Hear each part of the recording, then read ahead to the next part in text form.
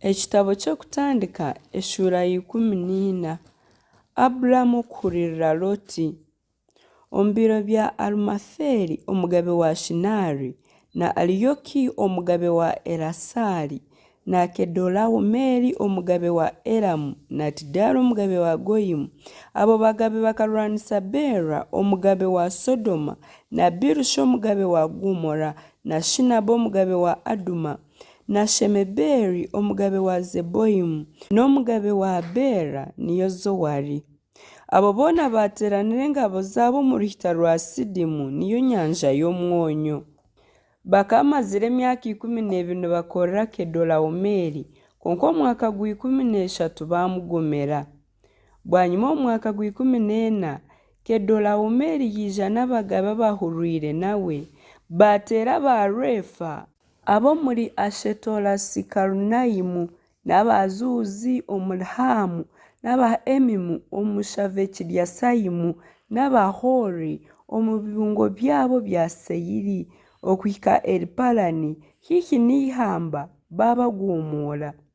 Bwanyuma bagaruka bahika Enimishipati niyo Kadeshi, bakubura ensi yoona ey'Abameleki n'Abamori ababaire batwire Hazazori Tamari. Bwanyuma hahurira omugabe wa Sodoma n'owa Gomora n'owa Aduma n'owa Zeboyimu n'owa Beera niyo Zowari. Batenga orugambo mu ruhita rwa Sidimu barwanisa Kedolawomeri omugabe wa Eramu na Tidaala omugabe wa Goyimu na Amulaferi omugabe wa Shinaari na Ariyoki omugabe wa Erasaali. Abagabe bana barwanisa 5. Kandi oruhita rwa Sidimu rukaba rwijwire ebyina bya koroto. Abagabe ba Sodoma na Gomora bahunga, abamwe babigwamu abandi bahungira omu bibungo. Abagaba baba binjire banyaga ebintu byona eby'omuri Sodoma na Gomora n'ebyokurya byabo bayegendera. Banyagiranamu na Loti mutabani wa murumuna wa Abulamu owabaire atwire Sodoma n'ebintu bye bagenda.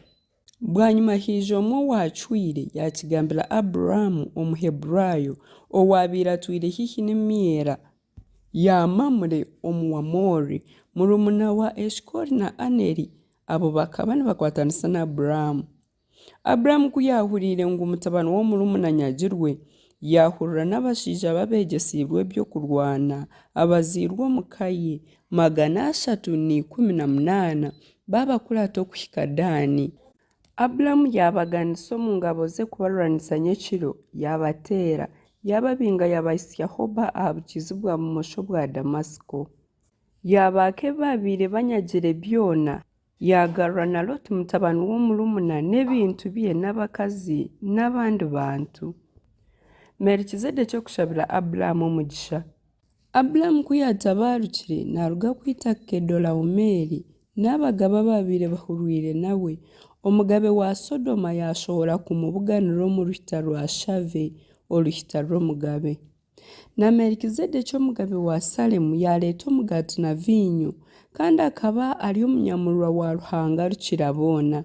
Yamushabira omugisha nagira ati, Aburamu ahebwe omugisha Ruhanga rukira boona, omuhangi w'iguru n'ensi, kandi Ruhanga rukira boona oyiire abazigu bawe omu mikono yawe asiimwe. Bwanyuma Aburamu yamuha ekicweka kya 10 ekya byona, n'omugabe wa Sodoma yagambira Aburamu ati, nyowe mpa abantu, leero iwe eminyago gitware.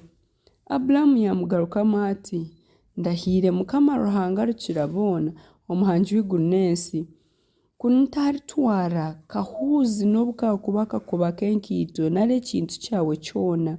Nyensi otakagira oti, ninye natungiise Aburamu. Tinditwara kintu kyona kureka eby'abasigazi bariire n'omugabo gw'abashaija bumpurwire nabo, kandi Aneri na Ashikoli na Mamure nabo batwara omugabo gwabo.